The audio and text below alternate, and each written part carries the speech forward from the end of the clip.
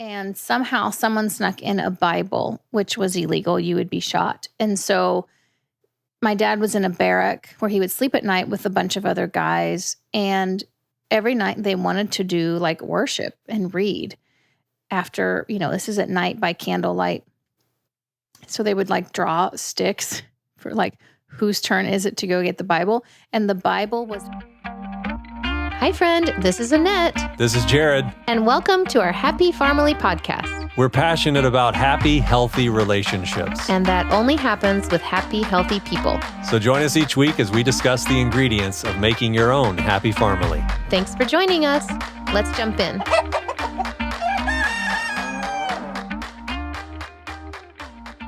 Hello, everybody. Welcome to this episode of the Happy Family podcast with my co-host. Like Delilah. Yeah, with my co-host, Jared. That dates us back to the 90s. Okay. Was that 90s? Delilah. Probably. That was way long ago. Probably Okay, so. But today we're going to talk about something that started way long ago too. So just goes right in with the theme. Go get it. We just ended a long holiday weekend. If you're listening and you live in the United States, it was the 4th of July, the day that everyone celebrates as Independence Day. And I like 4th of July. Do you like 4th of July? I do. It was fun because some of my British friends here in the States, it's so fun to wish them happy 4th of July. Yeah, like Deuces. this is where we didn't want to be part of your thing. That's right. Our independence from you. That's right. Yeah, so I'd say 4th of July, growing up for me, it was a big holiday for my parents because my parents, if you do not know, are both from Cuba, and Cuba is a communist country. So by nature, that means they do not have the freedoms that you and I have here living in America. There is no freedom of speech. There is no freedom to own your own business. There is no freedom to Have food? really, grow your own food. Like there's just so many things. Can I jump in right quick? Yeah. It's pretty awesome to hear your dad, though, talk about, what does he call it? BC? Oh, yeah. So normally if you follow like how we normally tell time, it's before Christ, right? Or after, is it Dominion? Okay. Anyways, my dad says before Castro is his way of telling stories. So if he's telling a story, we'll say, is that like BC or after? He's like, oh no, that's BC. And it's just like, boy, Cuba was the place to be on the planet. It really was. Back in the, man. 40s, 50s. Yeah, and then it all changed. Yeah, it was really the place to be. It's so close to United States. It's 90 miles from Key West. And so it's had all the potential, right? Yeah. So growing up, 4th of July was a big deal in my house because my parents came from Cuba. They came from Cuba in 1980. And they are pumped about living in America. That is still to this day. To this day. To them, they are both American citizens now. To them, that is a very special thing. It is something that they value a lot and hold very dear to their hearts. And it's interesting, I think sometimes in life when maybe you're like born and do things a certain way your whole life, you don't appreciate it as much as the people that like come into it. That applies, I think, to religion. A lot of times if you grow up raised a certain way in a certain religion, maybe to you it's kind of like what you're used to, but someone that learns about it is super excited and wants to know more, that sort of thing. So for my parents, having been born and lived some before communism and then experiencing really so many hardships because of it, when they came to America and became American citizens and experienced that freedom, to them, it was like, this is the best thing ever. Like everyone needs to know about it. And it's made me, think a lot about it through the years. Mm-hmm. So I thought we could talk about that a little bit. Yeah, I dig it. Yeah. Should I share a little more on them in Cuba? Yeah. And thoughts? Do you have any like specific question on what you think might be best to touch on? I mean, the freedoms they did not have. Your dad's stories about a gun in his mouth. So So he was a pastor, Yeah. thrown into a concentration camp. Castro and their men basically. So your dad's story is pretty awesome because he was basically convicted on some of his beliefs, one of them being Sabbath. Yeah. And he basically wouldn't work on Saturdays. Yeah. So they're like, tell him what We they did. talked about this a few podcasts ago. If you didn't hear it, I think it's a great one to listen to. And it's the fact that Jared and I both take Saturday off as a day to rest, not do work. It's our church and family day. And my dad did this in Cuba and he took it very seriously. And so, yeah, his biggest trials came, he was in college. So if you envision, you're in college, you just got engaged, you've got your fiance, you're planning life. My dad was in seminary school to be a minister. And one day, Castro, right during that time, was really trying to, I guess, rid the country of any prominent religious feel, or what's the word? He didn't want any religious undertones. So he was trying to remove all that. And so the solution to that was to put anyone studying to be a minister, a pastor, a priest. It didn't matter your religion. This was everyone lumped into one. Everyone was taken with no notice to concentration camps. And so my dad is one day in school, happy. And then the next day, literally a truck, like a dump truck type truck, comes and loads all these young men into the back. And my dad remembers, he used to be a part of a quartet, and him and the group were singing as they were being trucked off. My mom had no idea if she would see him again. And for 3 years, my dad was in this hard labor camp where every day you worked from, sunrise to sunset. They cut sugarcane out in the very warm Cuba weather, which, if you know anything about me, I always make fun that Jared loves hot weather and is all about it. But growing up, my dad had an aversion to the heat. A lot of times if we'd go on vacation, he didn't want to be out in the sun a lot. And I think it's because he had somewhat PTSD from working these full days outside in the sun. But it's crazy because throughout those 3 years, my dad's faith never wavered. And that's something that for me has really impacted my life at many points in my life, wondering what would I do, in a situation where my beliefs or my faith are being tested. Mm-hmm. I think nowadays we are not prepared. Well, I feel in a small sense, some people got that experience in COVID. Well, yeah. They were convicted on something. Sure. And in a lot of places, they didn't have the freedom to exercise those convictions, or the argument, well, of course they did, but they lost everything they knew and loved. Yeah, or their jobs. Or their jobs. You're right. That probably is the closest that's ever been. If you want to know what communism's like, you live like an animal and all of your joys are stripped away. Yeah. They, so when he was in a concentration camp for 3 years, and then he got to leave. And the reason he left the concentration camp is because during that time, it was actually election times in the United States, which here we are again. And these pictures, you could call it, went viral at the time, whatever that meant at the time. It meant they were basically published in a newspaper. But some airplanes had flown over Cuba, and there was these pictures that were released of these huge concentration camps. And kind of this bad word got out about what Castro was doing, and the United States was trying to do a couple things. And so they had to release a lot of the people in these camps. And so my dad got released after 3 years. And my poor mom was there waiting for him, They had not really seen each other. I think they saw each other a couple times in those 3 years, and they could write letters. But your letters were screened. So sometimes my dad would not even get the letters. The guards would just say, oh, hey, your fiance wrote you. She says she loves you. But he'd never get to see the letters. I think my favorite stories from that, and I'll share it because I think it's so impactful, is they were not allowed to have Bibles or any sort of anything really, just their clothes.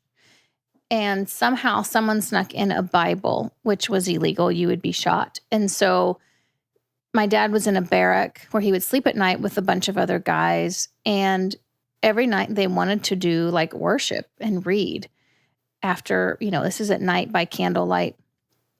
So they would like draw sticks for like, whose turn is it to go get the Bible? And the Bible was buried so many feet outside the barrack, like under a rock. So they would have to crawl out, dig it out with a spoon, grab it, bring it in, read a little bit, and then somebody would have to crawl back out, hide it back, cover it back up. I mean, would you do that nowadays? It's amazing. I think the guts or just the, I don't know, sheer determination to not be afraid of the consequences is crazy. Yeah. It's crazy. But yeah, anyways, so the concentration camp, that was a whole thing. And then your freedom's taken away. Like you can't buy food. You know how easy it is for us to go. I mean, we have Instacart. Good I know. grief. Yeah. You like have Welcome your, to peak civilization. Yeah, Guess what happens next? Yeah, have your groceries delivered. You can go to the store. I think we waste more food than, as a society. And I'm saying even like us at home, sometimes it's bad. You're like, oh, I didn't calculate, and this food goes bad. Thankfully here, I try my best that things don't go fully to waste. The chickens and the birds get like any scraps, which I'm sure they love when I clean out the refrigerator. But in Cuba, you are rationed currently up until this day, you are rationed the amount of food you get. So every month, you're allotted a certain amount of food per person in the household, and it's not enough for survival. Mm-hmm. So you barter, and you're like, hey, I got beans. Do you want to trade your beans for this? Growing up, my parents would always tell me these stories, and I thought, like, this is just like, are they really, is it really that bad? And I went to Cuba. The one and only time I've ever gone was my senior year in high school. And we went and visited a lot of family and friends that we had over there. And when I realized, oh no, this is real, it was quite humbling. Mm-hmm. I bet. Yeah. Like not enough food to survive. And not to mention you don't have like access to medical care. And you're just indoctrinated in, kind of the government's thoughts and beliefs every day from a young age. So it's interesting. So flipping that over to the USA over here, that's why my parents loved coming to America and loved being a part of freedom, which I think we're in kind of a little bit of a spicy time in our country, especially with elections coming up, when maybe some of those freedoms some people feel are challenged, right? On both sides of the equation. I think some people think, I have a right to this, and then the other side, I have a right to this. So I thought, why don't we talk about a few ways that you can take control of your own life so you don't have to worry about some of those things? Can I start? Yeah. Okay, this is the hardest thing. You don't have to control other people. People do not have to agree with you. Mm-hmm. The greatest freedom you can ever have is when you are convicted of something and it is what you feel is right and someone else does not have to do it. Mm. As I think about like the founding of America and some of the documents that were formed, pretty phenomenal. We talk about a democracy, but really a democracy is a mob. Mm-hmm. This was a republic, which is guided by documents and laws, which basically means the majority cannot silence a minority. And really, it's a beautiful thing. You always protect the minority. Mm-hmm. Now, we haven't done a good job protecting minorities in this country, but the documents are beautiful in that we should protect, even if one person wants to say something that everyone else disagrees with, come to America and you can say that. Whereas other countries, you're in a camp, you're dead, whatever the thing may be. So for me, I think, how do you retain your own freedom? One of the ones is just the joy of, you can be right, you can think you're right, but you don't have to enforce everyone else to agree with you and live like you and think like you. Such a beautiful, which unfortunately, I feel like I have some of that experience. I used to want everyone to agree with me. Mm-hmm. You're dumb if you don't see it this way. And boy, there's such a liberating, freeing thing When you don't have to have everyone agree with you. Like, you do you. You do you. You do you. I think we definitely don't think that way in our society right now. No, it's a war of ideas and it's craziness. And I would say the extremes on right and left are just a part of a circle and they come together. You can't say that. It's like, this is America. You can say whatever you want. And there is no freedom of speech. Well, I mean, people would argue it is, but it's diminishing, and the consequences of saying things, you get canceled, and it's a wild moment. Yeah. I think one of the greatest gifts you can give someone is to just express themselves and listen. Mm-hmm. And like, you're entitled to your opinion. But that wasn't where you were going. I do know that. I think where you were going was... No, I have a lot, but I love that. So that's great. That's one way. Okay, I'll give you... Do you have another one? Go ahead. I'll jump in another one. Food is such a source of necessity in life. Mm-hmm. And you can be stocking up all the gold and weapons and bullets imaginable. Mm-hmm. You hear about these billionaire bunkers. It's like, if you don't have food, and not just food, but fresh food. Right. And in a world of disease and pandemic, like, you need fresh nutrient food. You need to be growing things, or need to be very close to where it's being grown, so that you're getting the nutrient value. Having 6,000 tons, I'm being extreme, of beans and rice, and hey, that's great. That may sustain you some, but you're not going to be vibrantly healthy. Mm-hmm. So growing food is a way you can be extremely independent. Yeah, so that was my main thing, I think, in the conversation of, your freedom and how do you give yourself more freedom in life? And I think where your food comes from is a big deal. It's a big deal. Everyone, if you live in a high-rise apartment or if you live on thousands of acres, you should know the basics of gardening and growing your own food. And I will say, not because of a fear of we're going to run out of food and I'm going to, all these things. A prepper mentality. Nothing wrong with that. Mentality. But it's probably not the sustainable. Correct. Yeah. My thing is, why should you learn to grow food? Number one, because it's good for you. It's better for you. It's more nutritionally dense. Nowadays, our food is not as healthy as it used to be. So if you can grow it, great. It's better for you. And also, guess what? You're going to get so many benefits from being outside and working in a garden. We've talked about some of these. Sunshine. We talked about sunshine a couple weeks ago. That's a big deal. Getting that vitamin D. Also, getting your hands in the soil boosts your mood. You release serotonin. Like, there's actual mental health benefits.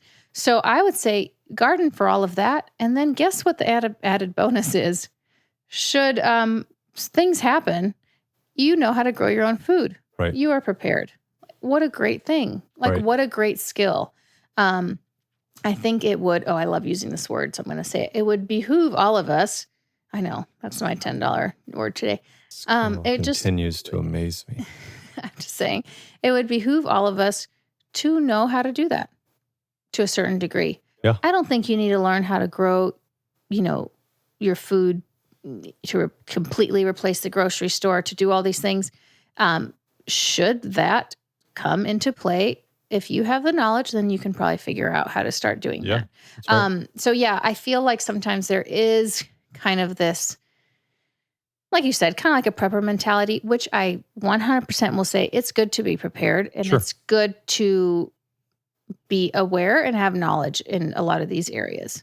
Like, don't be caught unaware, like, I had no idea. I think it's good to know some things, but growing your own food, you're never going to regret that. Just be a lifelong patient prepper. You're going to do this forever, no matter what crisis may come. And that's the thing. So, for example, the idea of us when we moved into the country, we moved into the country because we felt that was how we were originally designed to be in a country setting, to be outside for all those health benefits we mentioned, to develop our character, all these things. It wasn't to run away from society.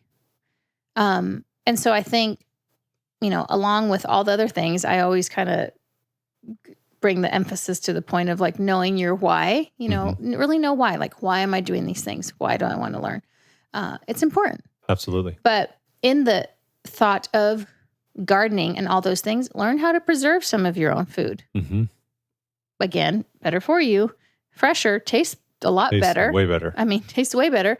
Learn how to can, learn how to freeze, dehydrate some things. It's really fun. Not because, in a few years from now, maybe you're going to have to use it because you can't go buy it, because it's going to be really fun in winter when it's very cold outside to eat some of the things you harvested in the summer. Right. There's all these amazing benefits to just living this sort of lifestyle that are just beneficial when it comes to enjoying the freedoms and things that we have. I think it's cool to just get back to some of those basics that we used to do a lot more of. Years ago. But yeah. That's a big one. That's a big one. Mm-hmm. Do you have another small one? Yeah, I do. You want to be free from being a product of the system? Put your health as a priority in your life. Yeah, that's probably Or as huge. people saw through COVID, you are beholden to a system where, imagine if it was something. Some people say, well, it was this bad, but I was going to go with something like dengue fever or something. Like, you wouldn't run down to the hospital to get help. You'd be like, no, thanks. You're like, I got pneumonia, but they got dengue fever. No, thank you. So, I would just say, you want to be free from the necessity of drugs and other treatments. Be healthy, get active, eat healthy, get good sleep. Yeah. And I can speak firsthand to that. Working in the hospital for so many years, being a nurse for 18 years, it's our lifestyle diseases that make us more predisposed to a lot of these issues that come up. Yeah. And how do you prevent those lifestyle diseases? Well, by being healthy, eating good food, working outside. There's a lot of things that can be prevented or even reversed. And honestly, being in the medical system or having been in the medical system, it's frustrating that a lot of times you are given medicine for some things that you do not need to take medicine for. And that is, I feel like you said that's a little point. I feel like that's a big point. Yeah. Meaning if you are healthy, your health is something that is just the most valuable thing. Absolutely. We talked about, I think some weeks ago when we were talking about different things with food, like, is this thing that I'm eating or this thing that I'm doing, what is it going to serve me? Or steal from me. And I think that's a big deal, And for most foods that are packaged and can have a long shelf life at your local 7-Eleven, that was built to steal from you. It's going to steal from you. It's definitely not giving anything from you. No, it is not. It's actually doubly bad because it's not giving you anything and it's actually taking. Right. So it's twofold bad. Twofold bad. Yeah. So that's a big thing. Stay healthy. Be healthy. Learn about ways to stay and be healthy. I've got one more. Yeah. Unless you have one. No, go ahead. My third one would be knowledge. You're a slave to other people's ideas, and whatever they say is true unless you actually know differently. The thought of knowledge is power. Knowledge is power. This was the thing that the world was, in the Dark Ages, run by the Christian religion as it controlled the governments. And we call it the Dark Ages. It was communism on steroids. And what broke that power was people reading and learning. In this case, started the Protestant Reformation, but the Bible. They're like, oh, I'm not beholden to men or governments. I'm beholden to a higher power. Therefore, you can't control me. So I would say, learn. Have a lifelong passion for learning and being open to question things. Well, that's the through thing. history, the majority has never really been right. Yeah, it's the questioning. It's the think outside of the box. Just because something is said to be one way or whatnot, well, hey, it's okay. Do your research. Yeah. Learn for yourself. Yeah, absolutely. Yeah. Okay, I like all those. Yeah, that's all I got. Wow, those are amazing. I think we can stop at that. That's Okay. enough, right? Mm-hmm. So if you appreciate the freedoms you have today, and you want to relish more in that freedom, do some of these things we recommended. I think it will help even more. And I will say to close, just be grateful for what you have. You don't know one day from the next how things can be different, or, be grateful for what you have. Be kind to others, be accepting of others, because you never know. You might have to help each other out at some point. That's right. And it's good to always, be kind. So I'll leave it at that. Should I leave it at that? Leave it at that. Thank you for listening. Thank you for being a part, and we will be back next time.